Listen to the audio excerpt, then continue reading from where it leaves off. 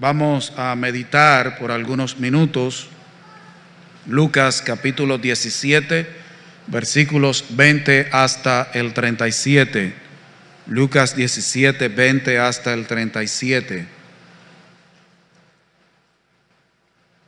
Yo he titulado esta meditación Intrigados por el reino de Dios. Intrigados por el reino de Dios. Versículos 20 y 21, déjenme decirle que esta es la versión del 95, por si acaso hay palabras diferentes. Preguntado por los fariseos cuándo había de venir el reino de Dios, les respondió y dijo: el reino de Dios no vendrá con advertencia, ni dirán, helo aquí o helo allí, porque el reino de Dios está entre vosotros. Aquí quienes están interesados en saber son los fariseos. Ya nosotros conocemos que los fariseos eran celosos, religiosos en extremo. Mayormente se interesaban por lo externo de la ley de Dios y aún le agregaban sus propios mandamientos a la ley de Dios. Los fariseos eran muy buenos, pero en cumplir cosas. Realmente no tenían un corazón que estuviera inclinado a la piedad, sino a lo externo, a ser religiosos. Y ellos aquí cuestionan al Señor cuándo había de venir el reino de Dios. Y noten que su inquietud es ¿cuándo? ¿Cuándo? Los fariseos eran muy nacionalistas y estaban interesados en que la nación de Israel se librara del dominio de los romanos. Había estado bajo el dominio de los griegos.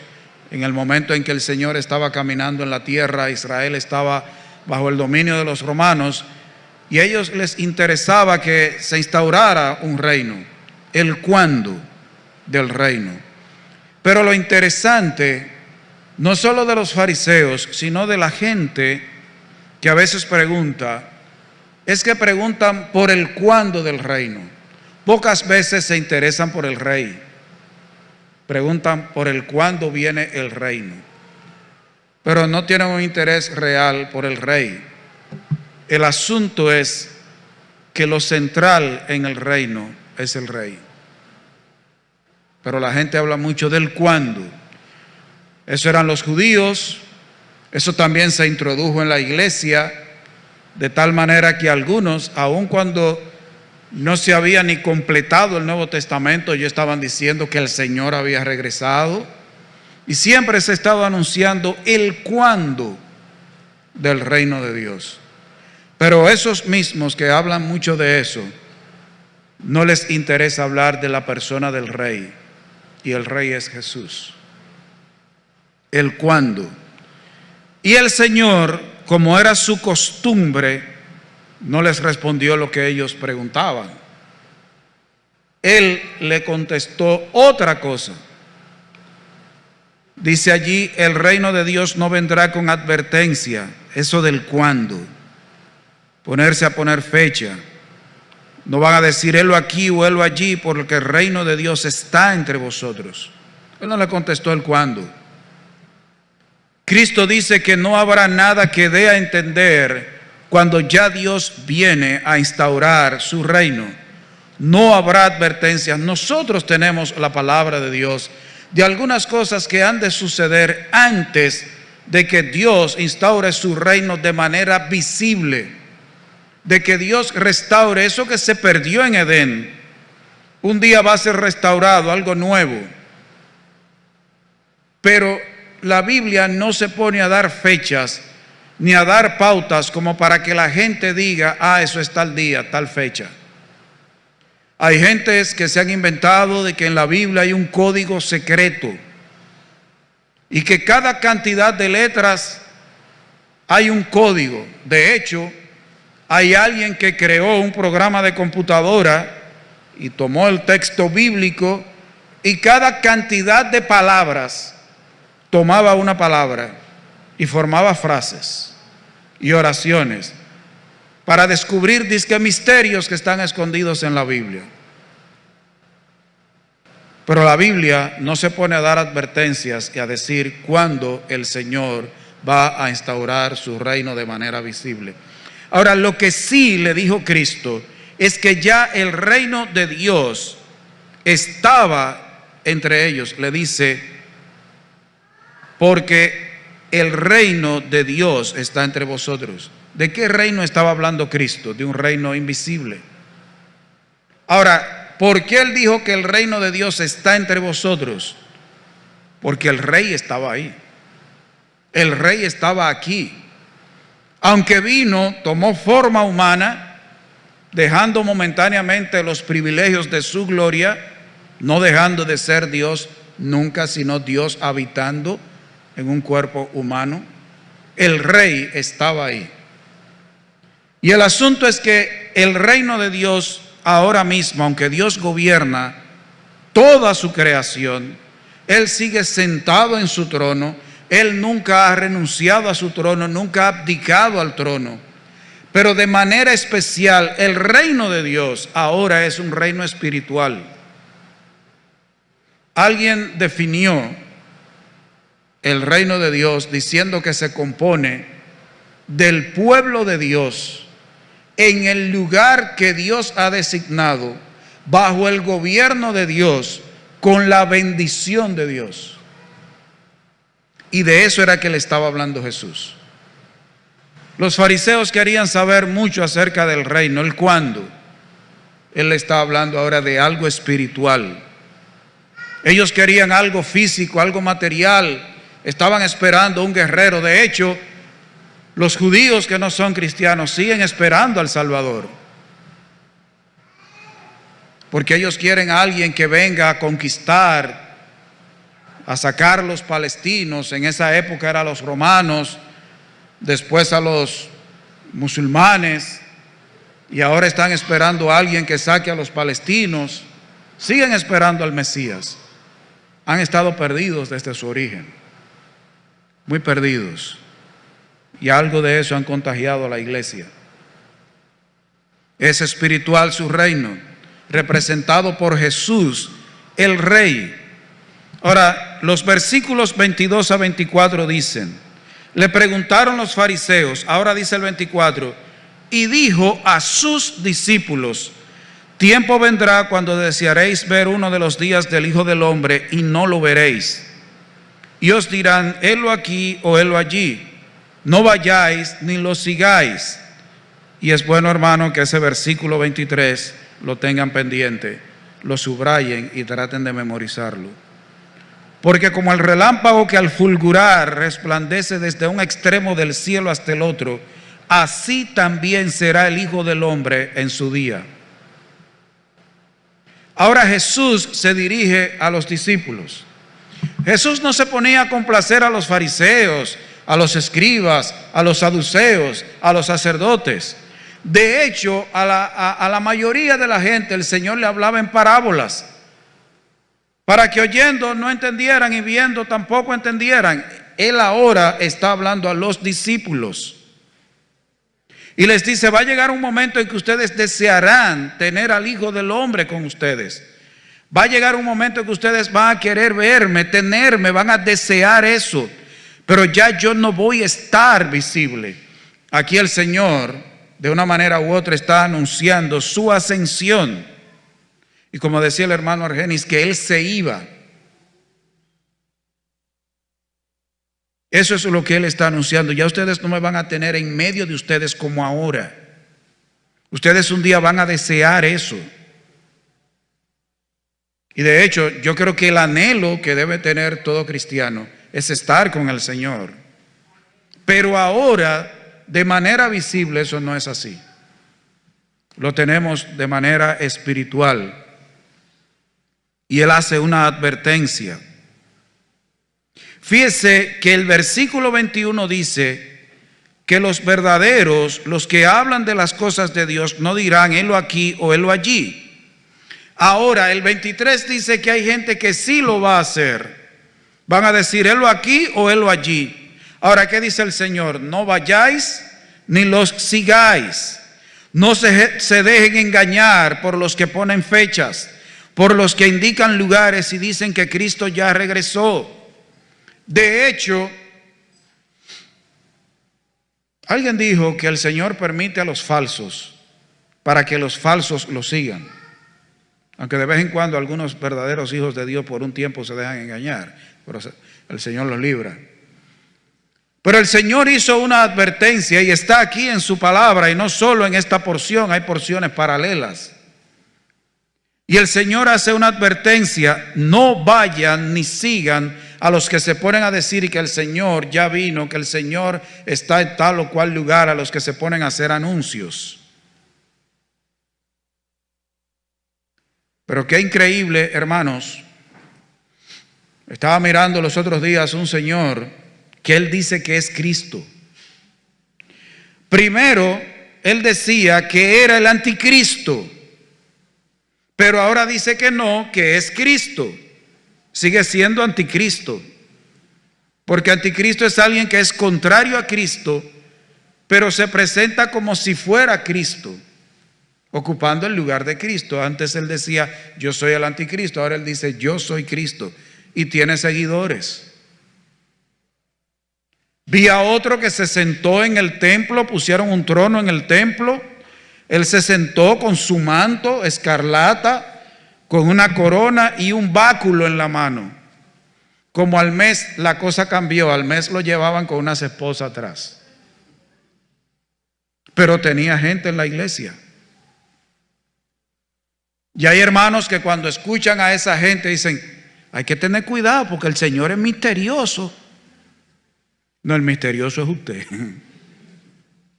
Lo que Dios ha dicho y quiere que nosotros sepamos está aquí. Por eso esta mañana yo me reía cuando predicaba el hermano Argeni y yo dije, que no me vaya a meter el mensaje ahí. Porque hermanos, el cuándo de la instauración del reino de Cristo, el cuando Cristo venga a instaurar su reino ya de manera visible, eso es problema de Él. Eso no es problema suyo y mío. El problema suyo y mío es que seamos ciudadanos de ese reino. Pero el cuándo, eso es problema de Dios. Eso es problema de Él. ¿O es usted que va a hacer el rapto? ¿Es usted que va a hacer cielo nuevo, tierra nueva? Es usted. Eso es de Dios. Hable del reino, predique el reino, evangelizando. Ahí hubo uno, bueno, no sé, creo que murió. Se llenó el mundo de vallas. Cristo viene tal día. Después dijo que era que le había fallado un cálculo. Bueno, sería un cálculo renal, porque en la Biblia eso no está. Cuando Cristo regrese será de manera repentina, sorpresivo. Hay una idea, y es porque a veces algunos predicando, todos hemos caído en eso, algunos escribiendo de manera poética decimos, el Señor está cerca. Entonces algunos se hacen la idea que es que Cristo como que ahora mismo viene bajando, como que Él viene, no sé, en una nave, un cometa, o que Él viene en su caballo blanco, que Él viene volando ahora mismo por ahí, y que un día va a llegar a la Vía Láctea. No, eso es poético, esos son los escritores. El Señor se va a manifestar y ya. Aquí dice que es como el relámpago. Usted no se pone, bueno, ahí viene un relámpago. Está llegando el relámpago. Relampagueó. No. El fuetazo. Así cuando el Señor regrese, el Señor se va a manifestar. Ya. Él no viene por ahí de que bueno, ya viene por la estrella Alfa Centauri. No es que el Señor viene en camino. Eso es repentino. Eso es para los libros, eso es literatura. No dice, el Señor está cerca. Pero Él no viene viajando en un cometa ni nada por el estilo. Versículo 25.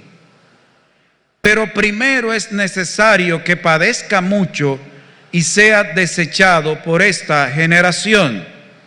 Anteriormente padecimientos, que antes de que se instaurara su reino, que el rey que va a gobernar en ese reino padezca mucho. En el arca, y vino el diluvio, ¿Qué es lo que se quiere cambiar en todas las leyes del mundo? No es el casarse. Es eso lo que casándose y dándose gracia de Dios. Y yo quiero que ustedes observen, en todo lo que usted lea desde el Antiguo Testamento, usted va a encontrar días de Noé, Noé y su familia. Cuando comían, bebían, compraban, vendían, plantaban, edificaban. Pero el día en que Lot salió de Sodoma, llovió del cielo fuego y azufre y los destruyó a todos. Así será el día en que el Hijo del Hombre, así Sodoma y Gomorra, 2 ciudades, solo escaparon Lot y sus 2 hijas, por la gracia de Dios. Sus 2 hijas. La nación pertenezca, no importa su condición económica, no importa su condición social, bebiendo, casándose, dándose en casamiento, plantando, vendiendo, comprando, bebiendo, edificando. En materialismo, en egoísmo, en una vida vana, vacía. Yo he hecho un análisis de la mayoría de los comentaristas que hay en la radio, lo que he logrado escuchar, yo no oigo radio, pero en televisión, esos comentaristas, la mayoría hablan de lo mismo, de la situación económica del país. De eso es lo que hablan, de cosas materiales. La mayoría de esos comentaristas famosos pocas veces entran en el plano de lo moral. Y la mayoría, cuando entran a ese plano, es para apoyar las agendas que hay en el mundo. El mundo está igual. Mire, por ejemplo, lo más extraño, la gente que no quiere saber del Señor Jesucristo celebra la Navidad.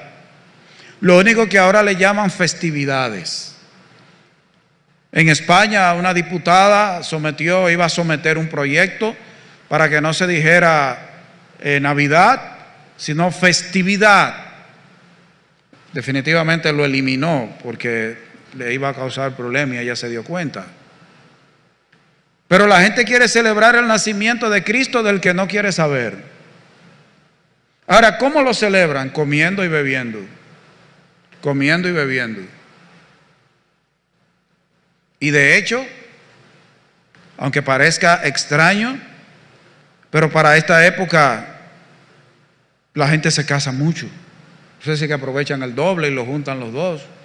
Pero para esta época comer, beber y casarse. Y hay muchachos naciendo en julio, en agosto, septiembre. Así está la humanidad. ¿Qué estaba haciendo la humanidad? ¿Qué ha estado haciendo en todos estos días? Ayer estábamos aquí en oración en la mañana.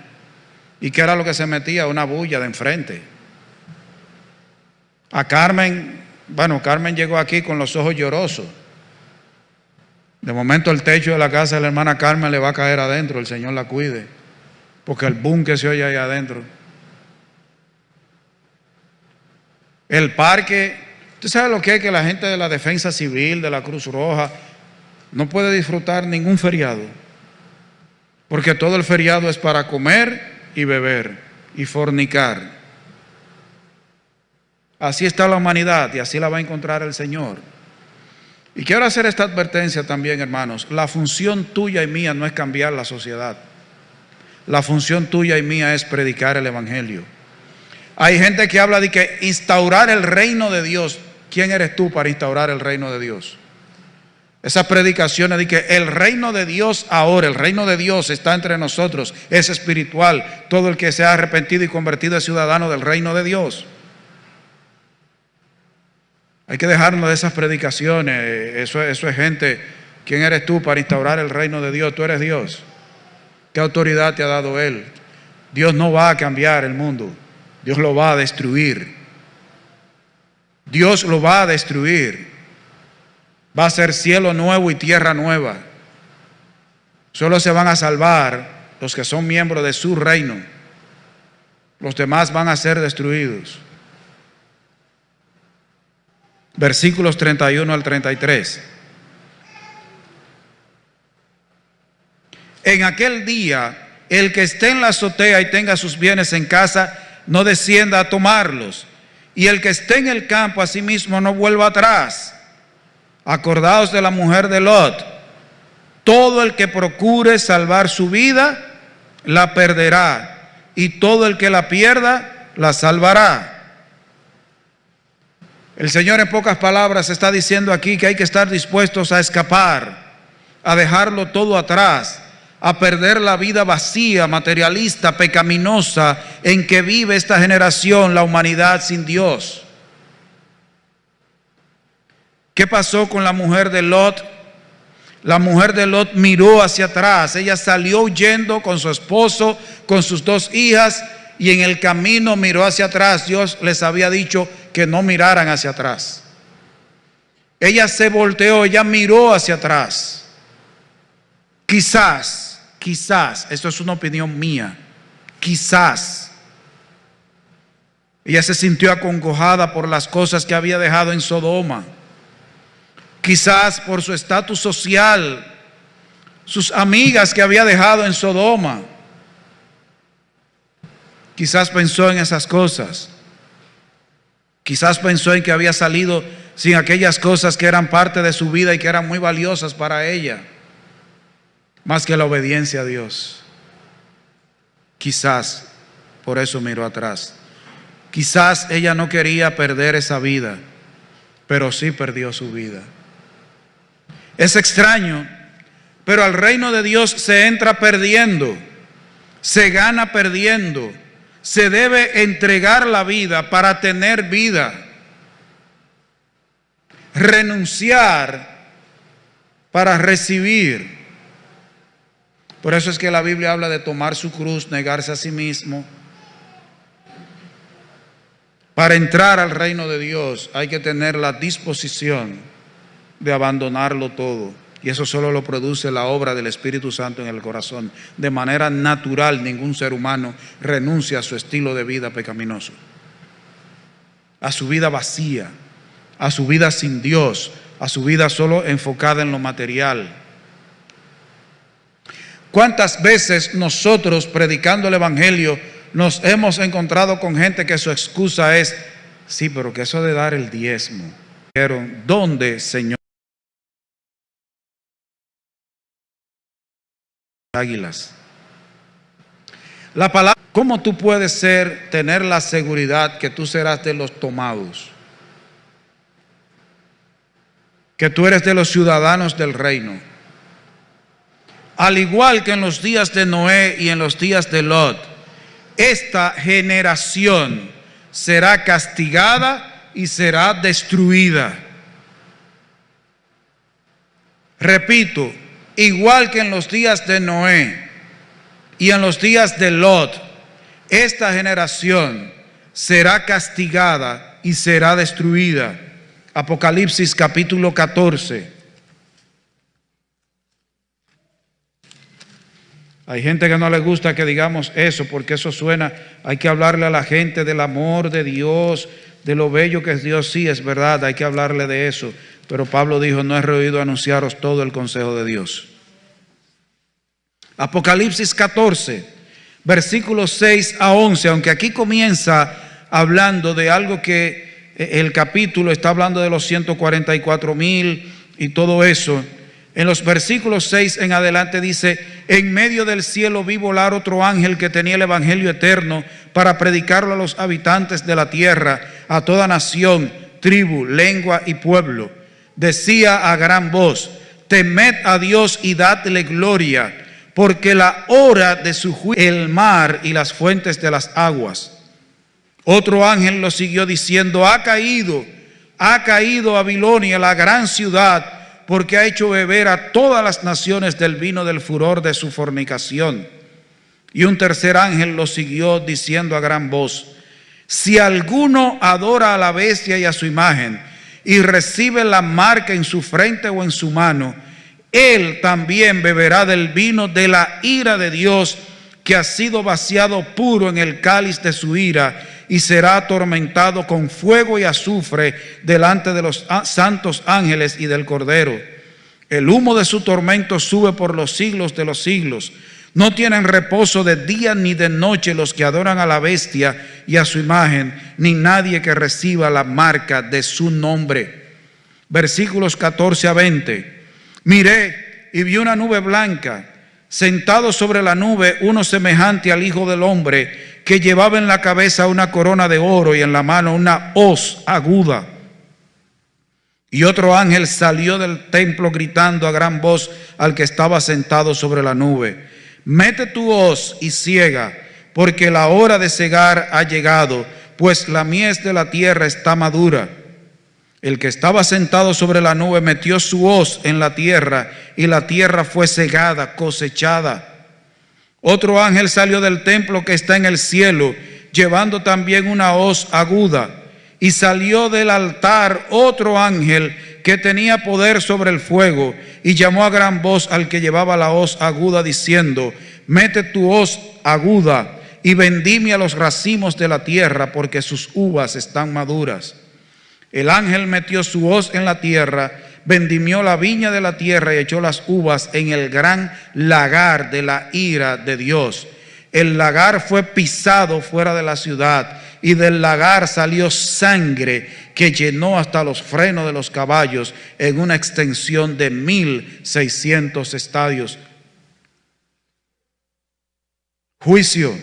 Esta generación va a terminar en juicio, va a ser cegada, va a ser destruida. Y en un lenguaje figurado, aquí está comparando el juicio de Dios con lo que se hace con las uvas para sacar vino. Aunque ya hay métodos modernos para hacer vino, pero tradicionalmente el vino se hace echando todas las uvas maduras en un lugar, y hombres y mujeres descalzos con los pantalones hasta los muslos pisan las uvas para exprimirlas y sacar el vino, sacar el jugo, fermentarlo y hacer vino. Dicen que el que se hace así sabe mejor. Y Dios compara su juicio, que sus santos ángeles van a cosechar, van a traer su hoz y van a cosechar, y Dios va a pisar a los malvados, y lo que va a salir es sangre. El libro de Apocalipsis tiene muchas figuras literarias, muchas comparaciones, pero habla de juicio y habla del triunfo final del Señor. Se dice que en una ocasión un grupo de estudiantes de un seminario salieron del seminario, se dice que eso es cierto, y había en la acera un señor que lo que era chiripero y estaba leyendo la Biblia, y ellos lo vieron y se interesaron. Y cuando se acercaron a él, le preguntaron: ¿estás leyendo la Biblia? Él dijo: sí. Le dijo: ¿estás leyendo Apocalipsis? Sí. ¿Y tú lo entiendes? Sí. ¿Y qué tú has aprendido de Apocalipsis? Que al final salimos ganando. Hermanos, al final el triunfo es del Rey. Usted quizás no entienda quién es que viene con la espada aguda que sale de la boca. Quizás usted no entiende quién es el que viene en un caballo bermejo. Quizás usted no entienda las copas. Pero entienda que al final el Rey sale ganando. El Rey va a juzgar y va a destruir a los malvados. A esta generación la va a destruir. Sí, es duro. Ninguno de los condenados, de los dejados, podrá alegar injusticia cuando sea castigado, salvo por Él. El que en Él cree no es condenado, pero el que no cree ya ha sido condenado, porque no ha creído en el nombre del unigénito Hijo de Dios. Él ha traído gracia. El Rey tiene gracia, pero un día ya no habrá más gracia. De ese juicio es creyendo en Cristo, sacrificio en la de tu potestad y la autoridad de las tinieblas de este siglo, darte salvación, vida eterna, estar toda una eternidad con Dios, que solo Él puede hacer eso. Que el único que pudo pagar por ti y por mí fue Cristo. El único hombre que pudo pagar lo que Dios exigía para calmar su ira santa fue Cristo. El único sin pecado. A veces nosotros pensamos que lo más grande que sufrió Cristo en la cruz fue ser clavado. No, eso no fue lo más grande que padeció el Señor. Lo más grande que padeció Cristo, que toda la ira de Dios que tú y yo merecemos, Él la descargó sobre el Hijo. El Padre descargó toda su ira, todo su juicio sobre el Hijo, para que todo aquel que en Él cree no se pierda, mas tenga vida eterna. Él pagó el precio de tu salvación. Él pagó el precio para que tú puedas tener ciudadanía en el reino de Dios. Eso es lo que te debe interesar a ti. En eso es que debes estar enfocado. Creer en Cristo. Entregarle tu vida a Cristo. Confiar tu vida en las manos de Cristo. Renunciar a tu vida para que Cristo te dé vida. Entonces, mi exhortación, no preguntes cuándo vendrá el reino de Dios. Pregúntate si tú estarás en el reino de Dios. Y eso solo es posible a través de Cristo Jesús, confiando en Él, creyendo en Él, entregándole la vida a Él, creyendo que Él es quien dijo que es, que hizo lo que dijo que venía a hacer y que puede hacer ahora lo que Él dijo que le toca hacer. Olvídate de cuándo es el reino de Dios. Ese no es tu problema. Tu problema es que tengas ciudadanía en ese reino. Vamos a orar.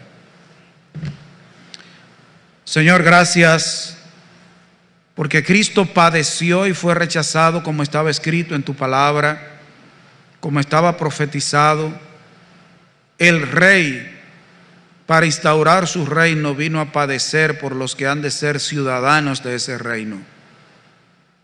Señor, yo te suplico en esta noche que tú afiances nuestros corazones en la verdad del Evangelio, en la persona de Cristo, y que, Señor, en esta noche tú le hables a los que están aquí sin Dios, sin esperanza, siendo parte de una generación materialista, egoísta, perdida, sin Dios, sin esperanza, una generación arrogante, rebelde, en enemistad contra ti. Que esta noche el Espíritu Santo ilumine el entendimiento de alguien y que esta noche alguien sea salvado por ti. Oh Señor, te lo rogamos, te lo suplicamos. Glorifica en esta noche el nombre del Rey, el nombre de Jesús. Oh Señor, salva a alguien. En el nombre de Cristo, nuestro Salvador y Redentor, el Rey de Reyes y Señor de Señores, lo ruego. Amén. Dios les bendiga.